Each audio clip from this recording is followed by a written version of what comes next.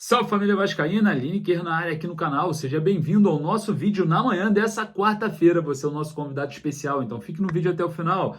Vamos falar muito aí a respeito da 777 Partners na situação envolvendo a possível compra do Everton e também dos atrasos de pagamentos ao Vasco, que amanhã será a data limite dada pela própria empresa. Vamos falar também sobre a situação envolvendo o jogo contra o São Paulo, arbitragem indefinida, tem árbitro polêmico e também o VAR mais polêmico ainda. Vamos falar aí sobre a volta de alguns jogadores como Capasso e Gabriel Dias podendo ser relacionados e muito mais sobre Maracanã, o Vasco que formalizou aí a sua intenção de administrar o estádio. Vamos falar também do encerramento do termo de permissão de uso para a dupla de Flamengo e Fluminense esse mês. Antes da gente começar, deixa o joinha para dar aquela moral e corre lá nos comentários sempre para deixar a sua opinião. Começando a falar sobre a empresa americana 777, né? Aporte programado e atrasado para amanhã,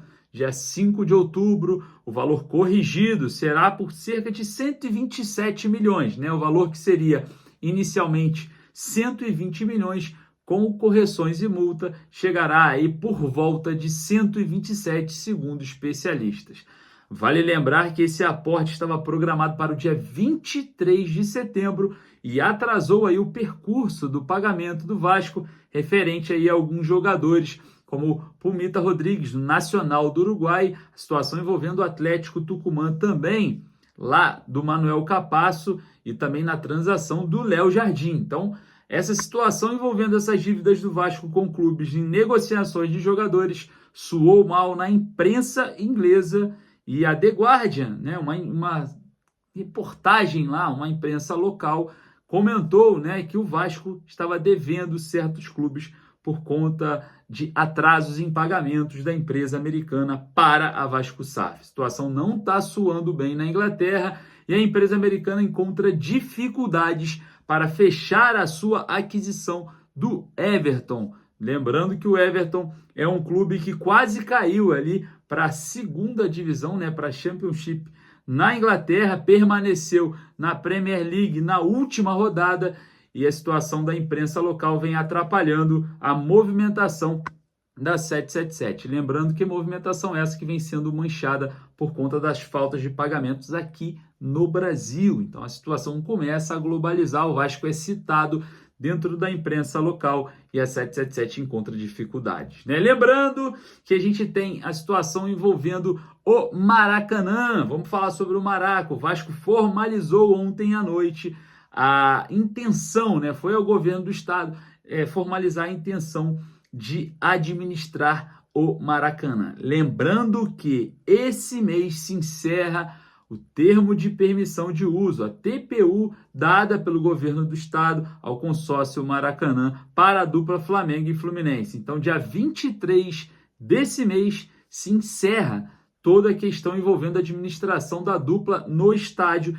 e vai ser marcado aí uma nova audiência para criar a licitação do Maracanã, e o Vasco já formalizou, quer administrar o estádio também e vai entrar na briga muito forte, até porque a situação do Vasco hoje no Campeonato Brasileiro, mesmo estando na zona do rebaixamento, é muito atrativa para os torcedores que viram aí uma evolução na equipe do Ramon Dias, e lembrando também que até mesmo antes disso, a torcida vascaína já tem uma demanda muito grande e já lotou o Maracanã inúmeras vezes. Então a situação impulsiona a diretoria do Vasco a buscar a situação envolvendo essa licitação, o Vasco entrando de forma incisiva na administração do estádio. Queria saber a sua opinião, lembrando também que o percurso de São Januário, da tão sonhada reforma, está na prefeitura, processos burocráticos, saindo o potencial construtivo, o Vasco inicia as obras do Caldeirão. Para iniciar obras em São Januário, precisa ter um estádio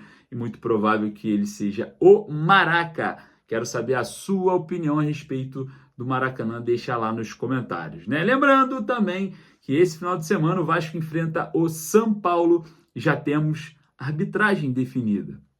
Braulio da Silva Machado será o responsável pelo apito nesse jogo, em que o Vasco, voltando a vencer, pode voltar a sair da zona da degola, né? Um árbitro que já participou de muitas polêmicas, não só em jogos do Vasco.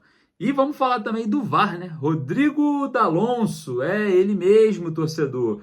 O mesmo árbitro de vídeo daquela partida contra o Santos aqui, ó, em São Januário, que não foram assinalados 4 pênaltis e nem sequer o Rodrigo D'Alonso, o senhor VAR dessa próxima partida, chamou o árbitro de campo para revisão. Então, de olho em Braulio da Silva Machado e de olho maior ainda no VAR da partida, Rodrigo D'Alonso. A última partida que Rodrigo esteve no comando do árbitro de vídeo contra o Vasco foi no jogo contra o Coritiba aqui em São Januário, que o Vasco venceu por 5-1, nenhum lance polêmico, até porque o Vasco atropelou o Coritiba, né? Enfim, lembrando que para essa partida o Vasco pode ter 2 jogadores voltando, né, de lesão. São eles o Capasso e também o Gabriel Dias, com o Puma Rodrigues muito abaixo aí no elenco, a torcida vascaína já perdendo a paciência com o lateral direito.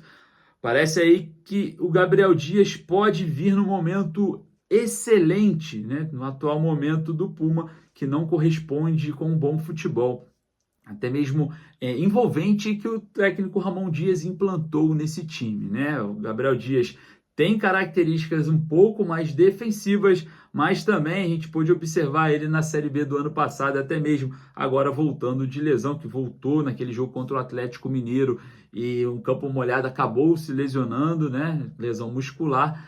Parece que Gabriel Dias também tem um teor ofensivo, mas um pouco mais defensivo que o Puma Rodrigues, que vem muito mal, principalmente na questão defensiva, né, torcedor? É absurdo o que vem acontecendo aí no decorrer da carreira no Vasco do lateral direito Puma Rodrigues. Queria saber a sua opinião. Você já colocaria ali o Gabriel Dias como titular? Lembrando que o Robson também está no departamento médico, atuava ali como lateral direito, um falso lateral direito, onde a transição da equipe do técnico Ramon Dias com o Robson sem a bola virava um 3-5-2, o Robson fechava para fazer um terceiro zagueiro, o Medel recuava para fazer um líbero e o Léo era o zagueiro pela esquerda, o Piton era um ala e o ponta direita virava ali também um outro ala, sem bola. Com bola, o Robson adiantava para a lateral direita, esse ponta voltava a ser ponta e a transição do 3-5-2 ia para um 4-3-3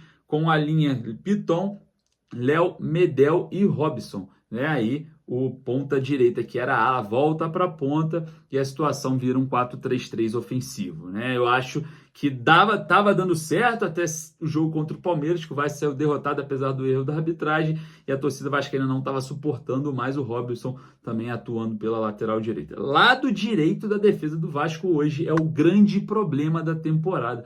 Impressionante como caiu o futebol do Puma Rodrigues.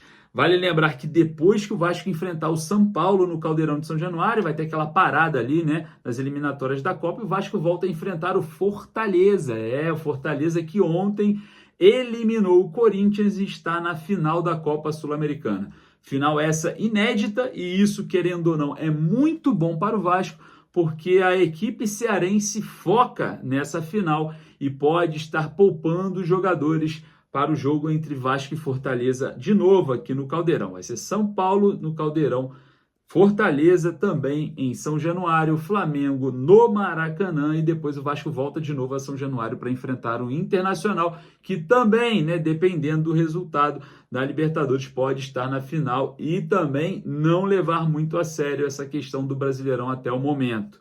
A situação do Vasco começa a clarear também por conta dos seus adversários, né? Obrigado por permanecer no vídeo até agora. Eu peço para você, deixar o like para dar aquela moral. Corre lá nos comentários para deixar a sua opinião. A gente volta aí com mais notícias para vocês. E você que chegou agora, seja bem-vindo ao canal Os Vascaínos. Um forte abraço, saudações vascaínas.